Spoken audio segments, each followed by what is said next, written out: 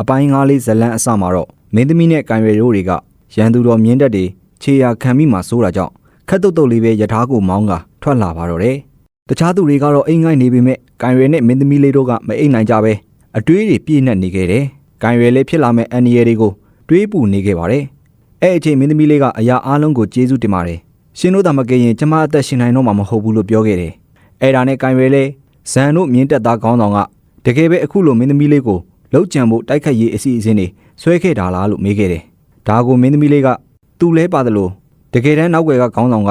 ကျမအကိုပါသူကနောက်ွယ်ကနေအားလုံးကိုကြိုးကင်ပြီးအခုလိုချဲလဲနေတာလို့ပြောခဲ့တယ်။အဲ့ဒါနဲ့စီရန်ကလည်းထပြီးအန်အော်တကြီးမေးပါတော့တယ်။အကိုအရင်ကအဲ့လိုလုပ်တာလားတော်တော်ဆိုးတာပဲဆိုပြီးပြောခဲ့တယ်။မင်းသမီးလေးလည်းအကိုအရင်မဟုတ်ပါဘူးဝမ်းခွဲအကိုတော်တာပါထီးနှန်းလိုချင်တာကြောင့်အခုလိုကြံစီနေတာလို့ပြောခဲ့တယ်။အဲ့တော့ကံရွယ်လဲထမေးပါတော့တယ်။တေးကြလားဇန်တို့တွေလောက်တာလားလို့မေးခဲ့တယ်။မင်းသမီးလေးလည်းတေးကြတာပေါ့မနေ့ညကလေးကငါ့ကိုအစိတ်မိအောင်သူတို့ကြံစီခဲ့တာငါမမေ့မျောသေးခင်သူတို့ပြောနေတာတွေအားလုံးကြားခဲ့တယ်။အကိုကအစိတ်လေးမိရောတေးကြတာကနောက်နေ့လေလောက်ထိမင်းသမီးလေးမနိုးလာနိုင်ဘူး။နိုးလာရင်တေးကြတာကတော့မွန်စတာတွေရဲ့အစာဖြစ်နေတော့မှာဆိုပြီးသူတို့အောင်ပွဲခံနေကြတာကိုငါနားနဲ့ဆက်ဆက်ကြားခဲ့တာလို့ပြောခဲ့ပါတယ်။ပြီးတော့သူတို့ဆက်ပြောသေးတယ်။အနေရရှိတာကိုတီးတီးနဲ့မင်းသမီးလေးကထွက်သွားခဲ့တာ။အဲ့တော့တိုင်းသူပြည်သားတွေအားလုံးချစ်ကြတဲ့မင်းသမီးလေးမွန်စတာတွေလက်ချက်ကြောင့်ဆုံးသွားပြီဆိုပြီးအားလုံးကိုကြေညာလိုက်မယ်လို့ပြောခဲ့တယ်။မင်းသမီးလေးကလည်းငါအကိုရီမှန်းချက်ကြီးတဲ့လူတစ်ယောက်ဆိုတာတော့သိပါတယ်။ဒါပေမဲ့အဲ့ဒီလောက်ထိကောက်ကြည့်ပြီးစိုးရမယ်လို့ငါတကယ်မထင်ထားမိဘူးလို့ပြောနေတော့မင်းသမီးလေးအဆောက်ကမင်းသမီးလေးတတိထားပါဦးအခုမှသိတဲ့လူတွေကိုအကုန်လုံးပြောပြနေမိပြီလို့တတိပေးခဲ့ပါတယ်။မင်းသမီးလေးဟာလည်းသူတို့ကိုငါယုံကြည်တယ်ဘာမှမဖြစ်ဘူးသူတို့တိတဲ့နဲ့ထင်လို့ပြောပြတာလို့ပြောခဲ့တယ်။အဲ့အချိန်စီရန်တယောက်လဲအရှုံးထားဖောက်ပါတော့တယ်။မင်းသမီးအဆောက်လေးကိုငါမင်းကိုမြင်ဘူးတယ်ပန်းလာဝဲတဲ့ကောင်မလေးလားလို့မေးတော့မင်းသမီးလေးကဟုတ်တယ်လေလူတွေသဘောကျအောင်သူ့ကိုပုံစံပြောင်းပေးထားတာလို့ပြောခဲ့တယ်။အားလုံးလဲမင်းသမီးလေးစကားကိုကြားပြီးသဘောကျနေခဲ့ကြတယ်။ခဏနေတော့မင်းသမီးလေးကငါအစကားဇန်တို့ကိုအဲ့လိုလှုပ်လိုက်မယ်လို့တန်တရားမဝင်ခဲ့ဘူး။ဘာလို့လဲဆိုတော့ငါအကိုကအဲ့လောက်အစွမ်းအစမရှိဘူး။ဇန်တို့နောက်ွယ်ကနေအကြံပေးနေလို့သူအခုလိုဖြစ်လာတာ။ဇန်တို့ကငါတို့စီမှာအားကိုးရတဲ့ခေါင်းဆောင်တစ်ယောက်တိတ်ကိုအမျော်မြင်ကြီးသလိုထက်မြက်လာတာကြောင့်လူကြိုက်လဲများကြတယ်။ဘလောက်ထိတောင်လဲဆိုသူ့ရဲ့တိုက်ရိုက်ခတ်ရည်ညံရည်ညံသွေးမြင်မာတာကြောင့်တစ်ဖက်တိုင်းပြည်ကလူတွေကတော့သဘောကျကြပါတယ်။နောက်ဆုံးသူတို့တိုင်းပြည်ကိုလာလေဖို့တော့ဇန်တို့ကိုဖိတ်ခေါ်တဲ့အထိဖြစ်ကြတာပါ။အရင်ကဇန်တို့ကငါအပေါ်အကိုအရင်တယောက်လိုအရန်ကောင်းတာအခုလိုကြံစီမဲလို့လုံးဝမထင်ထားခဲ့ဘူး။ငါတကယ်မှားသွားတယ်လို့မင်းသမီးလေးကပြောခဲ့တယ်။အဲ့တော့ကံရွယ်လဲကျွန်တော်မျိုးလဲဇန်တို့ကိုအဲ့လိုတန်တရားဝင်ရမယ်လို့မတွေးမိခဲ့ပါဘူးလို့ပြောခဲ့တယ်။အဲ့တော့မင်းသမီးလေးကတေးကြတာအခုလောက်ဆိုဇန်တို့ကငါတို့မွန်စတာတွေကိုတိုက်ခိုက်နိုင်တာတီးပြီးလောက်ပြီအဲ့အတွက်လေသူတို့လက်လျှော့မှာမဟုတ်ဘူးနောက်ထပ်တိုက်ခိုက်ရေးအစီအစဉ်တွေထပ်ဆွဲနေလောက်ပြီငါတို့သတိထားမှရမယ်လို့မင်းသမီးလေးကပြောခဲ့တယ်အဲ့တော့ကန်ရွယ်ကလည်းဆိုးတာကငါတို့နန်းတော်ကအဆောက်တွေရန်ရွှေတော်တွေကိုတိုက်ခိုက်ခဲ့တာကြောင့်ငါတို့ကိုရာဇဝတ်သားတွေအပြစ်သားတွေအဖြစ်ပါတတ်မှတ်နိုင်လောက်တယ်နောက်ဆုံးမင်းသမီးလေးကိုလှုပ်ကြံတဲ့လူတွေအဖြစ်ငါတို့ကိုဖမ်းဝရမ်းအောင်ထုတ်နိုင်သေးတယ်လို့ပြောတော့စီရန်ကကြောက်လန့်ပြီးထားអော်ပါတော့တယ်ဘာငါတို့ကစေတနာတက်တက်နဲ့ကူညီတာလေအဲ့လိုအပြစ်ပုံချလို့မရဘူးလေလို့ပြောခဲ့တယ်အဲ့တော့မင်းသမီးလေးလည်းဘာမှစိတ်ပူမနေပါနဲ့တော့ငါတို့ကအခုတလေတဲ့စီတရေတဲ့တောင်းနေကြတာလေနင်တို့အတွက်ဘာမှမဖြစ်စေရပါဘူးငါတို့အားလုံးအန္တရာယ်ကင်းကင်းနဲ့တိုင်းပြည်ကိုပြန်ရောက်လာရင်နင်တို့အားလုံးကိုစုတစိတ်တွေအများကြီးရှိမြင့်မှာပါဆိုပြီးပြောတော့ကန်ရွယ်လိုလည်းသဘောကျသွားပါတော့တယ်ကန်ရွယ်လည်းချက်ချင်းပဲစုတစိတ်တွေယေသနာတွေကျွန်တော်တို့မလိုချင်ပါဘူးသူရဲ့ကောင်အဖြစ်အမှတ်ရနေမဲ့ချီးမြှင့်မြောက်စားမှုကိုသာလိုချင်တယ်လို့ပြောခဲ့ပါတယ်မင်းသမီးလေးလည်းကန်ရွယ်စကားကိုသဘောကျသွားပြီးတိတ်ကိုထူးခြားတဲ့တောင်းဆိုမှုဆိုပြီးပြောနေခဲ့ပါတယ်ခဏနေတော့မင်းသမီးလေးကဘာမှစိတ်မပူပါနဲ့ငါတို့မှာအားသာချက်တစ်ခုရှိတယ်အဲ့ဒါကငါတို့အချိန်ဆွဲထားနိုင်ရင်ငါတို့ကိုလာခဲ့မဲ့သူတွေရောက်လာမှာမနေ့ဖြန်မှတိုင်းပြည်မှာငါတို့ကိုမတွေ့ရင်တပ်ဖွဲ့တွေကလိုက်ရှာကြတော့မှာအဲ့အခါကျရင်တေချာတာကသူတို့ကိုတန်တရားဝင်တော့မှာလေသူတို့လိုက်ရှာရင်ငါတို့ကိုတွေ့သွားရင်ငါတို့ပြန်ခုခံနိုင်ဖို့အင်အားမျှသွားနိုင်တယ်လို့ပြောခဲ့တယ်အဲ့တော့ကန်ရွယ်ကငါတို့ဆက်သွားလို့မဖြစ်ဘူးဆက်သွားရင်မင်းသမီးလေးကိုလာခဲ့မဲ့တပ်ဖွဲ့နဲ့ဝေးသွားမှာအဲ့တော့စီရန်ကလည်းဒါဆိုငါတို့ကိုမွန်စတာတွေနာကရွာလေးမှာပဲသွားပုံကြမလားဆိုပြီးပြောခဲ့တယ်အဲ့တော့ကန်ရွယ်ကမဖြစ်ဘူးလေသူတို့ကမင်းသမီးတောင်တတ်ဖို့ကြံတာရွာသားတွေကိုလည်းအပြစ်ဖုံးတဲ့အနေနဲ့အကုန်တက်ပစ်မှာလို့ပြောခဲ့တယ်ဒါကြောင့်ငါတို့ရွေးချယ်စရာတနည်းပဲရှိတယ်အဲ့ဒါကငါတို့နောက်ပြန်လှည့်ဖို့ပဲလို့ပြောတော့မ မင်းသမီးလေးကဒါဆိုရန်သူတွေနဲ့တွေ့သွားမှလို့တေကုံမှာဘောလို့ပြောခဲ့တယ်။ကိုင်ရွယ်လဲအဲ့ဒါကိုစိတ်မပူပါနဲ့မင်းသမီးလေးကျွန်တော်မျိုးတို့အကောင်းဆုံးကာကွယ်ပေးမှာပါလို့ပြောပြီးယထာလုံးကိုနောက်ကျောင်းပြန်လှည့်လိုက်ပါတော့တယ်။နားနေတဲ့နေရာမှာကိုင်ရွယ်ကမော်ဆီယာမာလေးကိုရန်သူတက်တွေထဲမှာဇန်တို့ပါလာလို့မေးခဲ့တယ်။မော်ဆီယာမာလေးလဲငါစစ်နေတာအခေါင်းပေါက်မနေတော့ဘူး။နေမေးတဲ့လူမတွေ့ဘူးလို့ပြောလိုက်ပါတယ်။မင်းသမီးလေးလဲကိုင်ရွယ်မော်ဓားကိုကြည့်ပြီးဒီဘွဲမှာသူ့ဓားကတော့အခရာပဲ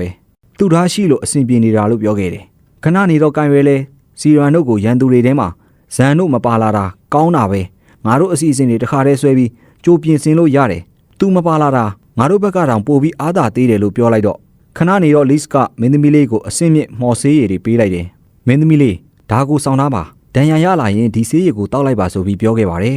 မင်းသမီးလေးလဲသူတို့မှထူးဆန်းတဲ့အရာတွေအားလုံးပါလာတာကိုမြင်ပြီးအံ့ဩနေခဲ့ပါတယ်တစ်ဖက်မှာလည်းအရှင်မင်းသားကဇန်တို့ကိုတောင်းကျမ်းနေခဲ့ပါတယ်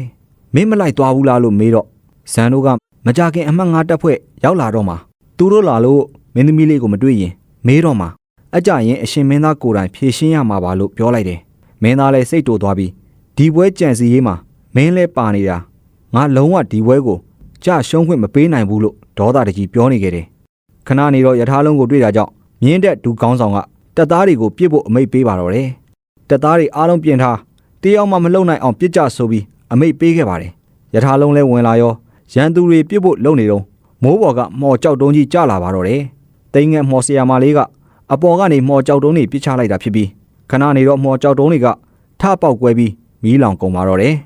ကန်ရဲကလည်းယထာလုံးကိုမောင်းပြီးမီးကြောက်တွေကြားထဲကနေရန်သူတွေကိုဖျက်ကျော်လာခဲ့ပါတော့တယ်ပေါက်ကွဲမှုအရှိန်ကပြင်းလာကြောင့်ရန်သူတွေတုတ်တုတ်လေးတောင်မလုံနိုင်ခဲ့ပါဘူးမင်းသမီးလေးလည်းကန်ရဲတို့တိုက်ခိုက်ပုံအကွက်ကြကြစီစဉ်ထားတာတွေကိုကြည့်ပြီးအထင်ကြီးစရာကောင်းလိုက်တာအသင်တို့လူသားတွေရောဟုတ်ရဲ့လားဆိုပြီးမေးနေခဲ့ပါတယ်လစ်တယောက်လည်းမင်းသမီးလေးရဲ့စကားကိုကြားပြီးသဘောကျနေခဲ့တယ်ခဏနေတော့ကန်ရဲတို့လည်းပင်ပန်းသွားတာကြောင့်အစစ်မြင့်မော်ဆေးရည်တွေကိုတောက်ပြီးအပန်းဖြေနေခဲ့ပါတယ်စီရန်လည်းပတ်စံရှိတဲ့အရာတာကတကယ်ကောင်းတယ်ဆိုတာငါသိလိုက်ပြီနောက်လည်းပတ်စံတွေအများကြီးရှိအောင်ကြိုးစားရှာရမယ်ဆိုပြီးပြောနေခဲ့တော့တခြားသူတွေလည်းသဘောကျနေခဲ့တယ်ခဏနေတော့ကန်ရဲတို့တွေကပေါက်ကွဲတံအကြီးကြီးကြားလိုက်ရတယ်စင်းကြီးတော့ယထာလုံးကဘိန်းပြုတ်ထွက်သွားပြီးမောင်းလို့မရတော့ပါဘူးကန်ရဲလည်းယူဆမော်ပစ္စည်းတွေကိုတုံးပြီးခရီးဆက်ဖို့ပြင်ဆင်ပါတော့တယ်အဲ့တော့ယထာလုံးပြင်နေတဲ့စီရန်ကိုထားခဲ့ပါတော့တယ်စီရန်မင်းရန်သူတွေကိုအရှိန်ဆွဲတာမင်းကန်ကောင်းပါစီကွာဆိုပြီးကန်ရဲတို့တွေခရီးဆက်လာကြပါတော့တယ်စီရန်လည်းခဏနေတော့ရန်သူတွေကိုရောက်လာတာမြင်ပြီးအလံဖြူလေးပြကအားလုံးကိုကျွန်တော်တို့အရှုံးပေးပါတယ်မတိုက်ခိုက်ချင်ပါဘူးကျွန်တော်တို့ကိုမတတ်ကြပါနဲ့ဆိုပြီးပြောနေခဲ့တယ်ကျွန်တော်မှရွှေတွေလည်းရှိပါတယ်အဲ့ရွှေတွေကိုဝင်ကဘာတောင်တန်းကနေရလာခဲ့တာအဲ့နေရာလဲလိုက်ပြပေးမယ်မတတ်ကြပါနဲ့ဆိုပြီးတောင်းပန်ခဲ့ပေမဲ့တစ်ဖက်မှာတော့ဒူကောင်းဆောင်မင်းသမီးလေးမရှိတော့ဘူးအမြန်လိုက်ကြမယ်ဆိုပြီးပြောနေခဲ့တယ်အဲ့တော့မင်းတို့အားလုံးဒီကောင်းကိုရှင်းပြလိုက်ကြဆိုပြီးစီရန်ကိုတတ်ဖို့လုပ်ပါတော့တယ်တစ်ဖက်မှာလဲမင်းသမီးလေးကစီရန်ကိုထားခဲ့တာအဆင်ပြေပါမလားရန်သူတွေကသူ့ကိုတက်ပြစ်မှတေးကြတယ်ဆိုပြီးစိတ်ပူနေခဲ့တယ်အဲ့တော့လစ်လဲယူဆကိုပြောရအောင်မယ်တကယ်တော့စီရန်ကငါတို့ကန်ရဲတို့ထက်တန်ပါတယ်တိုက်ရိုက်ခိုက်ရည်လဲကောင်းတယ်သူ့အတွက်ဘာမှစိတ်ပူစရာမလိုဘူးဆိုပြီးပြောနေခဲ့တယ်စီရန်လည်းသူ့ကိုတတ်ဖို့လုပ်နေတဲ့ဒူကောင်းဆောင်ကိုခေါင်းဖြတ်တတ်လိုက်ပါတော့တယ်တခြားသူတွေကလည်းစီရန်ကိုလမ်းပြီးထွက်ပြေးရမလို့လို့တိုက်ခိုက်ရမလို့လို့လုပ်နေတော့မှာပဲစီရန်တယောက်ချွေးတော်မထွက်ပဲတယောက်ပြီးတယောက်တက်ပစ်ပါတော့တယ်တစ်ဖက်မှာလည်းကန်ရဲတို့ကစီရန်ကဓာစွမ်းရည်ရှင်လာရင်ငါတောင်ရှင်လို့မရကြောင်းသူကနေတိုင်းလေ့ကျင့်နေတာမပြတ်တယ်လို့အမြဲစွမ်းရည်ကလည်းကောင်းနေတာကြောင့်သူ့ကိုရှင်ဖို့ဆိုတာမလွယ်ဘူးလို့ပြောနေခဲ့တယ်ဆဆနောက်နောက်ရှိနေတာလေးကလွဲလို့ကျန်တာတွေကအထင်ကြီးစရာကောင်းပါတယ်လို့ကန်ရဲကပြောပြနေခဲ့တယ်ကန်ရဲလည်းရှုပ်တယ်ဆိုပြီးအားလုံးကိုမီးခွဲကတက်ပစ်လိုက်ပါတော့တယ်တစ်ဖက်မှာလည်းဇန်တို့ကငါတို့ကိုတယောက်ယောက်ကဝင်ရှုံနေပြီဒီကိစ္စကိုအမြန်ဆုံးဖြေရှင်းရတော့မယ်ဆိုပြီးအပြင်ကိုထွက်လာပါတော့တယ်အဲ့အချိန်မော်ဆီယာမာလေးလဲကန်ရဲစစ်တီတယောက်လိုက်လာပြီလို့သတင်းပေးနေတော့ဇန်တို့ကမော်ကြောက်တုံးနဲ့ပြစ်လိုက်တာကြောင့်တိန်ငတ်မော်ဆီယာမာလေးထိသွားပါတော့တယ်ကန်ရဲသတိထားပါသူ့ပြစ်ချက်ကအထင်ကြီးစရာကောင်းတယ်လို့သတိပေးခဲ့တယ်အဲ့အချိန်ကန်ရဲလဲမင်းသမီးလေးကိုတနေရာမှာပုံနေဖို့မတိုက်ခိုက်ချင်ပေမဲ့လဲတိုက်ခိုက်ရတော့မယ်အကြောင်းပြောခဲ့တယ်မင်းသမီးလဲရှင်ကဇန်တို့ကိုသိနေတယ်ကျမအန်ရဲ့ကြတော့မှာကိုလဲရှင်ကကြိုသိနေတယ်လို့မေးခဲ့ပေမဲ့အချိန်မရှိတာသတိထားမိသွားတာကြောင့်မင်းသမီးလေးကကန်ရဲကျမအသက်ကရှင်းလက်ထင်ပါပါအောင်မြင်ပါစေလို့ဂါဝရပြုခဲ့ပါတယ်အဲ့အချိန်ဇန်တို့ရောက်လာပြီးကန်ရဲကမတိုက်ခိုက်ချင်တာကြောင့်မင်းသမီးလေးကိုဘာလို့တတ်ဖို့ကြံတာလဲငွေကြေးကြောင့်လည်းမဟုတ်သလိုတခြားဘာအကြံစီရှိသေးလဲဆိုပြီးမေးခဲ့တယ်ဇန်တို့လည်းစကားပြောတာတော်ပြီမင်းကိုတက်ပြီးမင်းသမီးလေးနောက်ကိုလိုက်ရအောင်မယ်ဆိုပြီး စတိုက်ပါတော့တယ်စစ်သူကြီးဇန်တို့တိုက်ခိုက်မှုတွေကိုကိုင်ရဲကအတင်းအဆောင်မရှိရှောင်ရှားနိုင်ခဲ့ပါတယ်ဇန်တို့လည်းသူ့မော်ပညာတိုက်ကွက်တွေကိုင်ရဲရှောင်နိုင်တာကြောင့်တိတ်ပြီးတော့အံ့ဩနေခဲ့တယ်တကယ်တော့ဇန်တို့ကကိုင်ရဲကိုပထမအဦးဆုံးမော်ဓာတိုင်းပညာသင်ပေးခဲ့တာဖြစ်ပါတယ်ဒါဆိုရင်ပြိတ္တကြီးရေကိုင်ရဲနဲ့ဇန်တို့ကလက်ယုံရည်ရှင်ပုံကဘလို့အဆုံးသတ်သွားမလဲဆိုတာကိုအပိုင်း6လေးမှာဆက်လက်စောင့်မျှော်ကြည့်ရှုကြပါအောင်နော်